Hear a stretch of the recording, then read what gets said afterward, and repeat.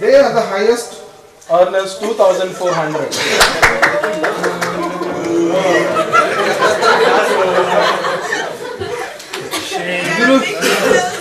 Group 2. They have only 400. 400. Only 400. So they contributed everything back, but they got only 400. Okay. Group 3, 2,200. Second highest. It would have become 6,000. Yes. Right?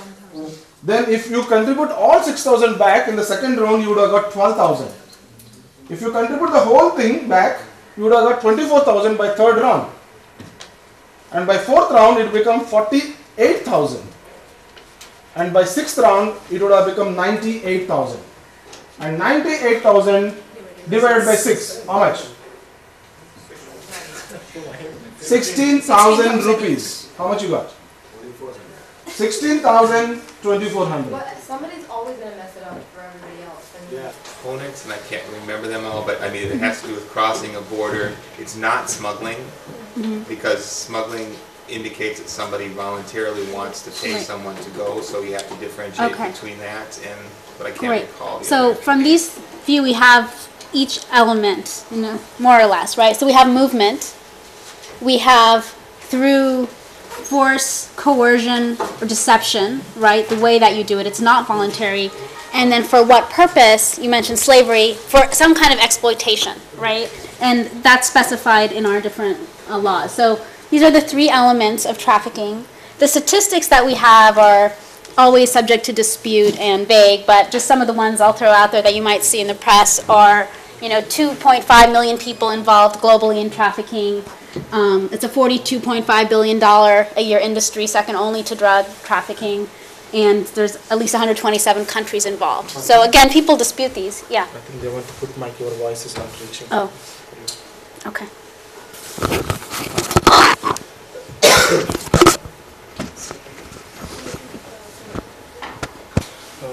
Fatma, are we giving this paper? I'll email it to them, yeah. Email. Oh, that's here? Oh, from here? Is that good? Higher?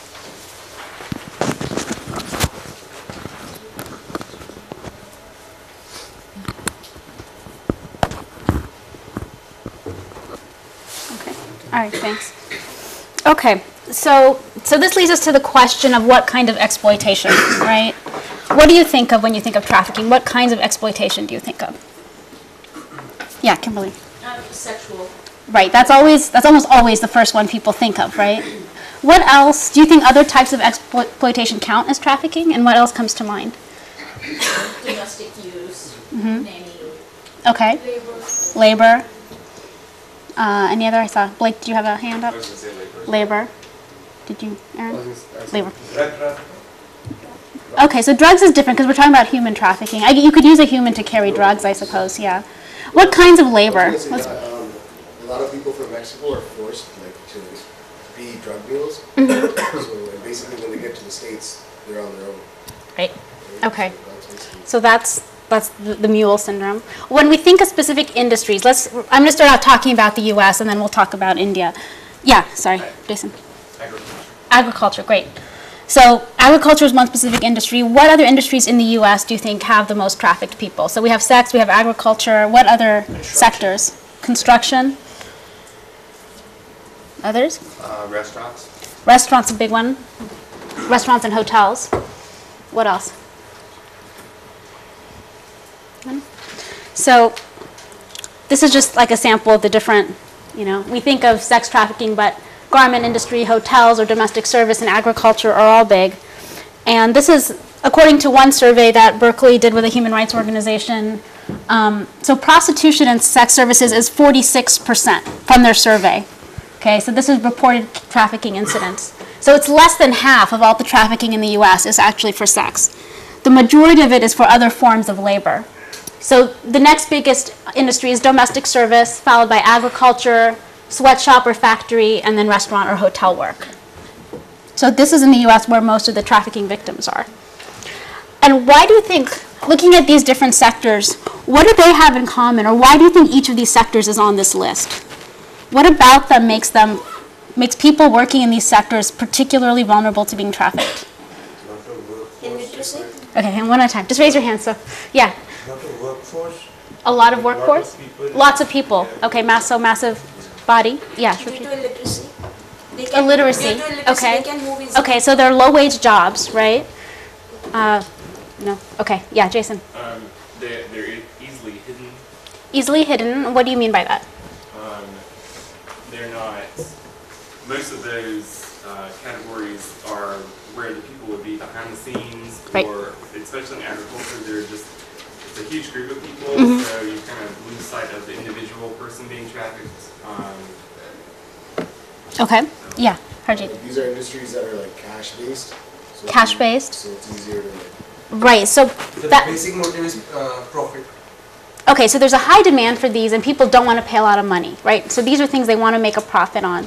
What your point is linked to the fact that many of these are in the informal sector, right? So they're happening under the table, right? Yeah. There are also Lima. jobs that people don't want to do. They're jobs that people don't want to do, right? The Kendall. people that fill these jobs don't have political power, and they don't have legal protections typically like we do. Right. So the last point is really important. Legally, can you say more, Kendall, or does anybody else want to pitch in? What legally leaves these groups unprotected in terms of our laws? And this is mostly for the U.S. students, but yeah, go ahead. They are poor people, they cannot access to judiciary or other employment places. They can't access the judiciary. So yes, because of the other limitations we talked about, they're less likely to get legal counsel or go to court, right? But how do our labor laws apply differently to these groups? Anybody know? There are no unions protected. Or there's no Right, most of them are not protected by the National Labor Relations Act, right? Because they're considered independent contractors or whatever. So they don't have the same legal protections as other groups, and that affects their collective bargaining rights. That really limits the ways in which they can assert themselves in a legal forum, right, or seek any kind of protection. Sorry. Okay, so I think we covered most of those, and then because of that, there's also a lack of regulation and monitoring in most or all of these sectors, right? So one statistics I found was for 2007 to 2008, there were 1,229 registered trafficking cases in the U.S., and of those, 1,018, or 82% of them were sex trafficking. And yet we see that that's not where the majority of trafficking is happening. So for some reason, we are focused on finding sex trafficking cases and really ignoring the other major forms of labor trafficking, just in terms of numbers, right? So why is it that we're focused on sex trafficking? Sex Yeah. is sexy. Okay, sex is sexy. I think it's the only one in there that fits into a legal gray area, like it's illegal or it's semi-illegal in some states.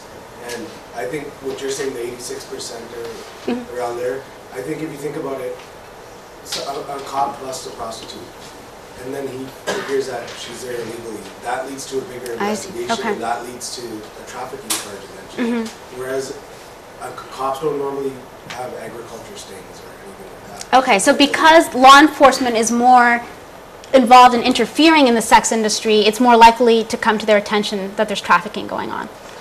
I'm not sure. That would be an interesting issue to look at. Is that really how sex trafficking cases come to life? Is it through the arrest of prostitutes? I'm skeptical. I don't know the answer to that, but that's an interesting possibility. Yeah, Jason. I would say two reasons. One, because prostitution and sex services is sort of, out of all those five, is the most repugnant to our sense of collective morality. And then the other four are necessary for our economy to work. Right. And so, the government's not going to want to step in and do something that may negatively affect at least the U.S. economy.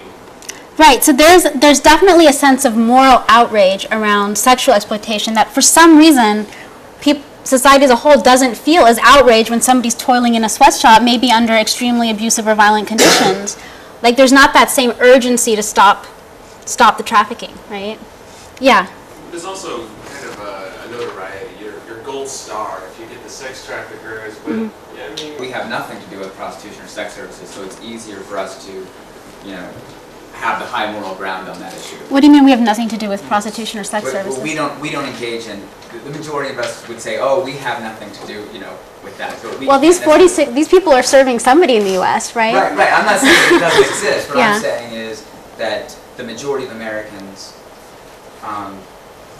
if they were truly being honest with themselves, couldn't say, I have nothing to do with the domestic service problem, I have Okay. nothing to do with the agricultural problem. Okay. There are many Americans that could say, I really... So almost everybody, I don't. almost everybody benefits from these in the Yes, U.S., I think right? almost all Americans benefit from those bottom four Okay. in some way. Okay, that's a good point. There's another point I want to make, which, I'm not the person to raise this, but there's a way in which we think of sex trafficking victims as innocent victims, and these other categories as somehow not as innocent, right? They are the illegal aliens. They have migrated. They violated that border to come for economic gain, right? God forbid. And so there's that sense of they came here to make money. They weren't like innocent women and children, which is usually one category, right, brought across the border in order to be exploited sexually. So there's this dichotomy in how we think about immigrants between the innocent victim and the criminal migrant, right? Yeah. But maybe just another way to say that is oftentimes with trafficking, there's the problem of conflating it with other issues, and so again, it's that issue of smuggling. If someone's trafficked, there has to be that coercive element versus the undocumented person that comes across seeking labor, and so there's a coercion component, and then But even though, in order to qualify as trafficking, these people have to be coerced too, right? Right. That's what. But yet we don't have the same sympathy. We still see them here as primarily for economic purposes somehow. And also because it's under the shadow of undocumented, it's easier to mix them. How does the average person differentiate a smuggled person versus a trafficked person when they just objectively they look illegal? Right. Right. Any other comments on that distinction that we draw? How do you think we should think about trafficked people? Should we think of them as victims? Is that the best way to think of them? Should we think of them as undocumented migrants or aliens? Should we think of them as criminals? Should we think of them as something else? Does it have to be a victim or criminal model? Are there other options?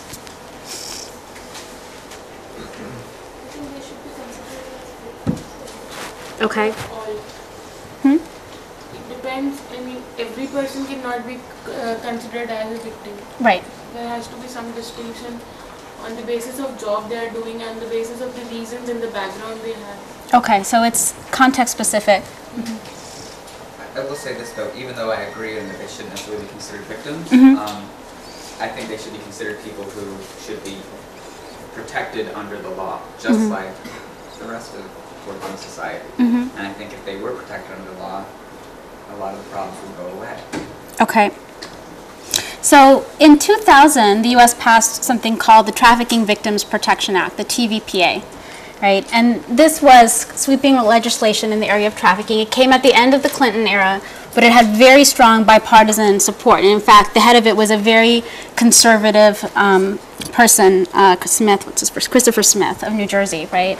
And so he's somebody who was really anti-abortion, very strongly against giving U.S. aid. He repeatedly proposed bills to cut off U.S. aid to developing countries where the money would be used for like contraception and abortion, right? So he would be considered a religious conservative in the U.S.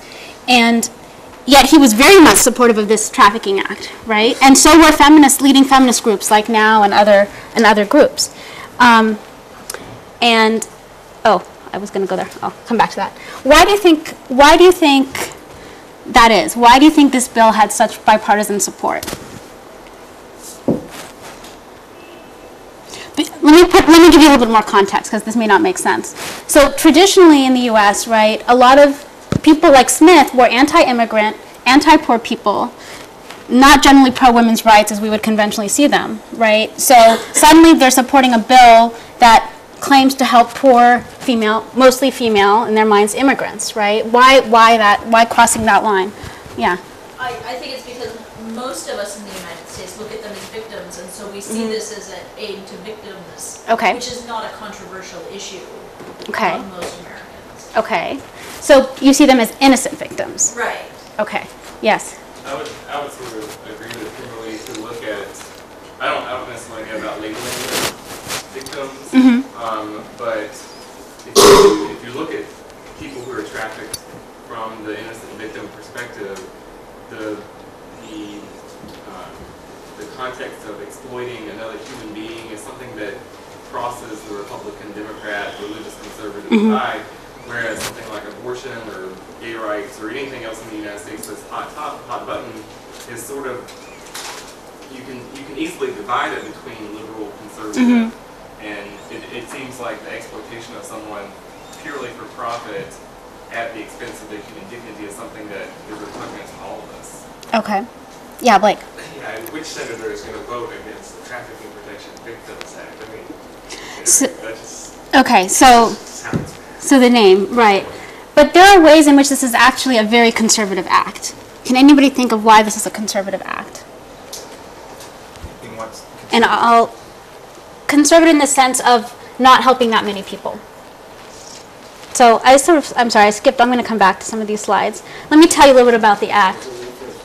So in general, it strengthened the laws to hold traffickers accountable. Most people agree that's good, right? It created a T visa, trafficking visa for victims of trafficking, right? But it limited this to victims of, quote, severe forms of trafficking, which actually is all the kinds of trafficking we just talked about. But the key thing is they have to cooperate with law enforcement. Why might a trafficking victim be reluctant to cooperate with law enforcement? Yeah. I mean, that's the #1 problem with trafficking legislation, in my opinion, around the world, because most victims, and I personally, because I think the only way to deal with this is from a criminal model. I mean, there's a lot of other elements of taking, but I think I don't have trouble with that word. If you're victimized by someone and you're afraid of that person, you're not going to want to testify against that person. Or it may take you time to get to a point where you're willing to testify, and so if you have to testify right off the bat, you will choose not to do that. Had you been given some type of protection, you might have waited a while. Furthermore, victims oftentimes have their families in the origin country, in the source country, and so a comprehensive trafficking law would not only provide a visa for the victims, but the family members as well, because who's going to testify against the trafficker if they know that their family's at risk back in the country that they came from? So people are terrified of retaliation against them and their families. Yeah. Also, a lot of trafficking victims are socially and physically isolated. Also, like, because they come across into a new country, they're very disorientated geographically, so they don't know where to go, or nor do they speak English to reach out. Right. So they may not actually be able to cooperate, right? What else? Yeah, Jason. Well, a lot of times in the origin country, the law enforcement people aided in the trafficking process itself. And exactly. So they may be afraid to come to American officials for fear that they may be trafficked again. Right. And that's been a big issue in both India and the U.S., and especially in India, where law enforcement has often been directly involved in harming these people, and now are trying to take a different approach, but the trust isn't there, right? Okay, so when I say conservative, I don't mean that as in a political position, but rather in the sense of limited in its reach, okay? So it's actually very few women, and in all the trafficking cases, less than 50% of the women, and these are cases that are actually brought against the trafficking, actually get the T visa because most of them are unwilling to cooperate with the police for all the reasons we just talked about. And so the other thing is, if we really wanted to protect these trafficked individuals, if our key goal is to protect their human rights, would we condition that protection on their cooperation? Or are we just using them as an instrument of the law to promote our own law enforcement goals? What do you think? Is that a rhetorical? I think it's terrible to have like this bargain for exchange that us protecting your human rights are based upon you working with us. Exactly. Right. So, okay. So you can see my views on this, but yeah. So I think the fear on the other side of it, legitimate, is that if it was just automatically a visa stamp, suddenly everyone's a trafficked victim that has come into the country illegally, because whether or not we like it or not, people do figure out how to play the immigration laws. So that would be. Well, they still have to show all the components, right? The coercion, the exploitation. So it's not, It's not a free stamp, but it lowers the bar. It lowers the bar. So again, when you try to protect more people, you always risk having some people who don't deserve protection being included, right? What about broadening the definition of coercion to include psychological manipulation? So generally that's considered a good thing, right? By liberals, it's considered a good thing. But there's also people who react against defining that too broadly, right? People on the left who react against defining that too broadly. What do you think might be concerns about saying everyone is coerced? What if we say all women who come in here to do sex are coerced? What's wrong with that position? Is there anything wrong with that position? It's a totally legitimate position that many feminists have. Yeah. It's not going to be true in all cases. Okay, so why not? Because someone voluntarily they might choose to enter the trade. Okay. Do you want to say something, Kendall? No. I think it's a very paternalistic view. It degrades women. It makes it seem like they are weak and need protection at all times when they don't. And I also believe that when we come in and say that women must be rescued when they're in these trades, sometimes, and probably most of the time they do, but other times I feel like we are stripping from those women whatever little economic power they actually voluntarily have been able to cultivate on their own. And that just seems to perpetuate a very male-dominated society where women are seen as less, and it drives me crazy. Right. So this is a very heated debate among feminists in the US and in India. This issue of does it make sense to distinguish free and forced prostitution? And is that even relevant to where we draw legal lines? So, two different questions, right? Yeah, John. But I think, and again, just as a counter to that, I think the definition of coercion, if you stretch it out to its further conclusion, really when you look at sort of family background, psychological factors, economic factors, how much choice really is there in a person that says they're claiming and choosing something? And that's the argument that abolitionists make, right, is that because of the patriarchy in our society, because of gender relations, because of economic inequities, no woman actually voluntarily chooses prostitution, although she may think she does. But the opposing view, which Kendall articulated, is that that's a very paternalistic view of women. It deprives them of agency and free choice, and that they can have a business, and sex work is work as any other work, and should have the same labor protections, and the best way is to recognize their labor rights rather than try to treat them as victims and rescue them. So two different views, and are not necessarily going to lead to conflict. There are ways to have laws that actually endorse both views or that don't create conflict. Yeah. I just wanted to give an example in Nevada, how we have legalized prostitution in certain parts. Some female doctors who make less money than prostitutes actually choose to enter into the agency, kind of a contract to go into work at the brothels. They're like, well, I have this much education, but I'm making much less money than those girls who don't have education. So I might as well just work, instead of working 10 hours a day, I might as well just work 5 and make as much money. So it actually makes economic sense for them to go sell themselves. Right. So in some cases it might. But there's also a misconception out there that I just want to point out, that prostitutes make a lot of money. In general, that's not true. And in India, that has come up as a sense of, well, they could do other work, but these other employments are not really comparable because they're not going to make as much. Actually, many prostitutes in India and in the U.S. don't keep their earnings, right? There's a male relative or a pimp or somebody who takes their money. So then the question is, are they really exercising economic agency or not? Yeah. I was just wondering if we could back up a minute. Yeah. And I was just wondering what occurs subsequent to this TV stuff, because the reason why I have kind of trouble with the victim language, I don't agree that people who are trafficked are victims, but I was just wondering, because it seems like with the TV stuff, it's kind of like victimization has kind of now become a legal status, and it follows them into the naturalization process, and I don't know anything about immigration law, so I was wondering if you could. So they get a T visa. This is a temporary visa status, but it can lead to then applying for permanent residency and then applying for citizenship. So this creates a path for them to stay permanently in the U.S. and become a U.S. citizen if they cooperate. But I guess what I'm trying to figure out is, does that status, once they become naturalized citizens, does that status disappear, or is it follow? I mean, unless somebody looks at their immigration file, people won't know, oh, you came here through a T visa. Okay. Even when you achieve permanent residency, nobody's going to know how you got your residency unless you tell them. Yeah, okay. So, yeah, John. So, with the temporary status, how does that work? I mean, does it have to lead to an actual... No. You just have to show that you cooperated. It doesn't have to lead to a conviction or even to prosecution. But the police need to certify, the head of the police department needs to certify a statement saying you cooperated with them.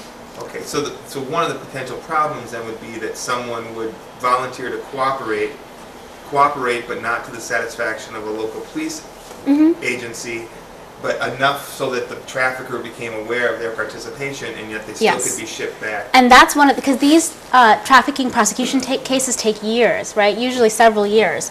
So that's one of the reasons people don't want to cooperate, is because it's an ongoing process and there's no witness protection in these programs. So none of these trafficking victims get, given a new identity and relocated somewhere. So they're easy to find and they're easy to retaliate against. So a couple other things that I just put up here for the TVPA is, it also criminalized the confiscation or destruction of identity documents, which is a big way that traffickers maintain control over people, is they take away their passport, their visa, whatever, and then people become scared and afraid to leave. It also established mandatory restitution from the convicted traffickers. So I'm just going to back up because I was going to go over this and I forgot. So, well, before I show you, I've already showed you, so. Okay, I was going to ask you, where do you think that most of the trafficking victims in the U.S. come from? And there's different sources, right? So this is the survey that Berkeley and a human rights organization did together.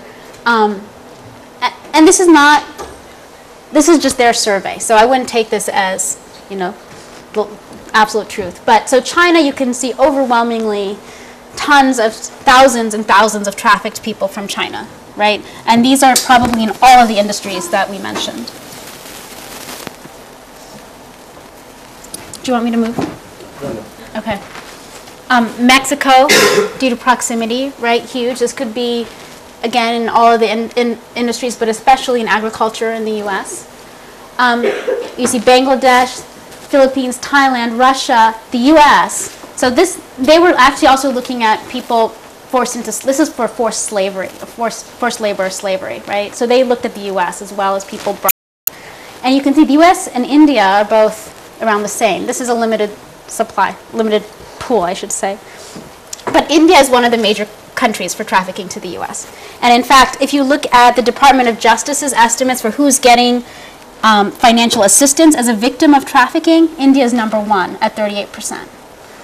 So this means that there is a huge number of Indians trafficked and that there are cases being brought to convict these people, or at least for victims to collaborate so that they can get the federal assistance. Because we also give welfare benefits to the ones who collaborate, but not to the ones who don't. So again, a division between who we choose to protect that's not really based on whether their rights are violated, but how much they collaborate.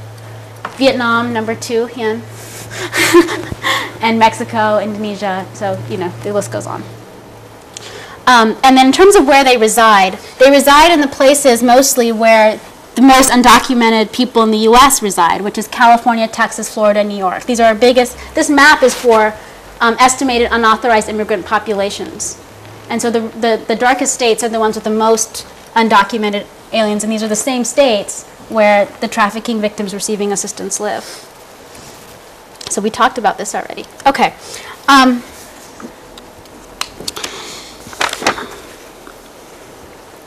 Look at the time here. Okay. So I want to talk a little bit about how our anti-trafficking policies relate to our immigration policies, right? In what ways might the anti-trafficking discourse lead to restrictive immigration policies?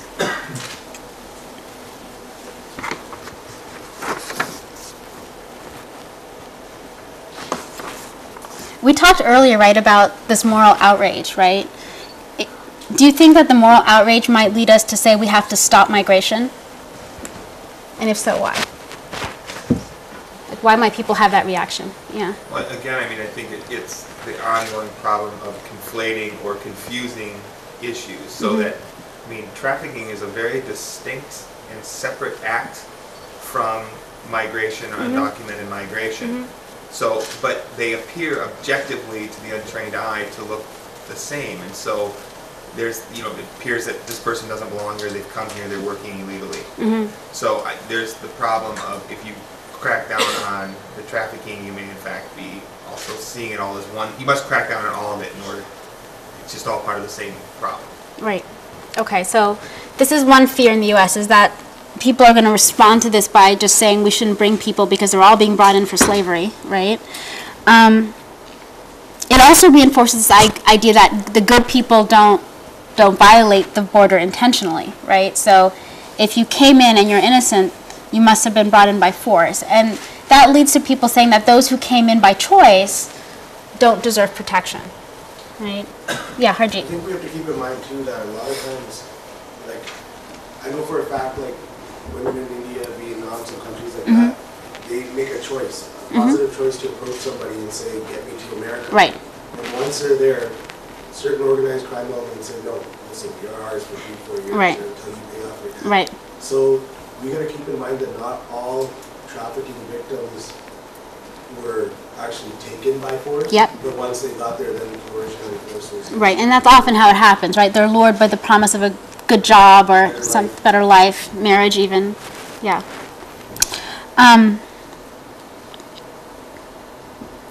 So let's talk about India a little bit. So I just want to recap. So some of the common misconceptions about trafficking is that it primarily involves sex or prostitution. Across the world, globally, most trafficking is for other forms of labor, not sex, although sex is certainly a big industry. That it only involves women and children, and we didn't really talk about this, but this goes a little bit to Kendall's point. Like, we always talk about women and children as one category, and it's not, right? And in some ways, it deprives women of their agency and conscious decisions they may make. It also ignores the trafficking of men, transgender individuals, which is also occurs, right? This idea that trafficking and migration are not related, the reasons that people choose to leave, economic deprivation, poverty, all the reasons that people might choose to leave their countries are part of the problem of trafficking, right? We can't really look at one and not the other. Okay, so in India, what are the main states that you think are transit points for trafficking? I know this map is not quite big enough to read, but maybe the Indian students just know. Bihar, right? Thanks, Marty. Are you an Indian student? I'm sorry, Assam. Assam, actually, I haven't seen is a high trafficking point, but because it's you know. Northeastern part of the borders. Okay. Nearby borders which easily can get out of. Exactly. So the borders. So Shakti Vahini, the organization we're going to see this afternoon, did a report on trafficking, and they actually go state by state. And another time, I wish I were taller, but yeah, you see that the states that they categorize them 1, 2, 3, and 4, with 4 being sort of the worst trafficking and the least respect for human rights. And the worst ones are the border states here of West Bengal, Bihar, Uttar Pradesh, and Uttaranchal. Sorry, did I? Yeah. Uttaranchal, thank you. So basically the ones bordering on Nepal and Bangladesh are the highest trafficking transit points. So you can just see geographically, you know, where that is in India. Professor, are you talking about real numbers or percentage of the population? I'm talking about real numbers. Yeah. Okay, so this is an interesting issue. We talked a little bit about abolitionist and anti-abolitionist perspectives. In India, as in the U.S., the debate over trafficking is often conflicted with the debate over prostitution or sex work, and has really characterized. In fact, in India, let me get the name right. The Immoral Traffic Prevention Act is an act that prohibits prostitution in commercial places. So we use the word trafficking in an act that really talks about prostitution in India. And although, you know, activists were had different views about abolition or anti-abolitionist perspectives in India for many for through the mid-90s, probably that didn't really lead to any big division in views, because they shared enough concerns in terms of responses to ways that women were being dealt with the law, that this did not really divide people. But it was after the TVPA passed in the U.S. and the Bush administration really started changing policies on basically forbidding U.S. aid to give work to organizations, that you have to have a prostitution pledge. Basically, you have to say that you were against prostitution, that you did not support prostitution or advocate prostitution. This then created a divide in the women's movement. So organizations like some of the sex workers unions suddenly lost all their funding, right? Because the U.S. withdrew all of its funding because they were organizing sex workers and they were not anti-prostitution per se. And then, so these are the two main positions. This is a more, there's many fewer people who are prohibitionists. Prohibitionists basically think that the prostitutes themselves should get criminal penalties, should be prosecuted or punished. And even though in India, we were talking about this earlier, but under the ITPA, basically it says commercial sex is illegal. And the way that seems to be interpreted is that prostitution in public places is illegal, but not private prostitution. So if you were to prostitute in your home or in a place that wasn't publicly accessible, then it seems like it's legal. But it's a fine line. There's some confusion. There's some confusion, but the language used in the ITPA is exploitation for commercial sex. So however you want to interpret that. What is this kind of Anti-abolitionists, they think that women have a choice, that there's a difference between free and forced prostitution. Whereas abolitionists think that all prostitution is necessarily forced. Whether or not a woman says she's doing it voluntarily, it's still a coercion because of the systemic discrimination against women. Okay, and there's differences. Let me see what I just wanted to, don't want to miss something. Yeah, so some anti-abolitionists seek decriminalization or legalization of prostitution, okay, because they want to recognize that some forms of prostitution should be allowed, whereas abolitionists want it completely gone. Okay. All right. I'm jumping around a little bit. So as I said, so in India, the U.S.'s actions created a wedge between abolitionists and anti-abolitionists in India. And India began reconsidering its legislation and policy in light of these changes in terms of how we're thinking about trafficking, which turned into sex trafficking, which turned into prostitution. So there was sort of a not really connected logical course here. So what I'd like us to do right now in small groups is I took from the Shakti Vahini report, which was in your readings that you didn't get, they go state by state. And so I just picked out some of the states with the worst trafficking problems. And it's a few pages each. And you don't even have to read all this. You can just skim it and just talk from, I think the students here already have, the Indian students especially, have a lot of knowledge. But in your small groups, basically talk about that state in particular, what you see as the main trafficking issues. I'm going to put up the questions here. What are the main forms of trafficking in your state? What legal strategies would you use? What non-legal strategies, other organizing strategies would you use? What challenges do you anticipate in that state? So it can be context specific. And what collaborative processes would you use to organize against trafficking in that state? Okay? And I'd like to give these, if we have students here from those states, I'll give you the state that you're from because you're probably most knowledgeable about it.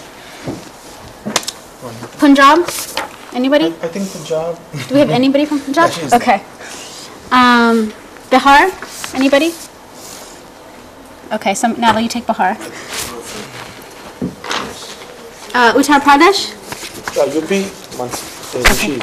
Do you want to give it to her? Do we have anyone from Haryana?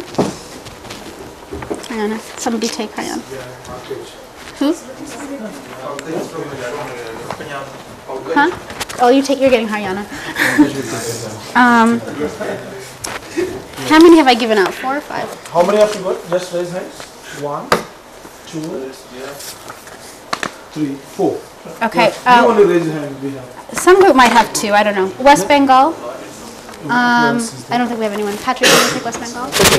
Tamil Nadu, you can take. In Tamil Nadu, we have Tamil one. Nadu, I'll give it to him. Okay. Okay, so these states that I'm handing you are all ranked either 3 or 4. Bihar, you can take it. if you don't mind.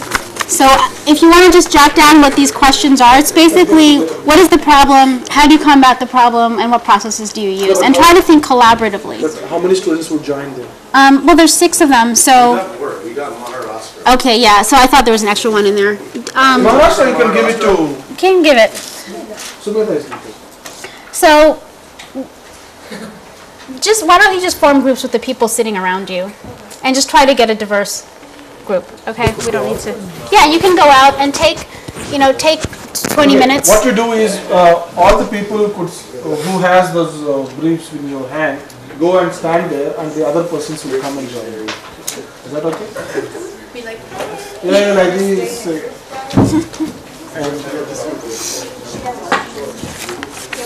Yeah, first you write down the questions that were asked.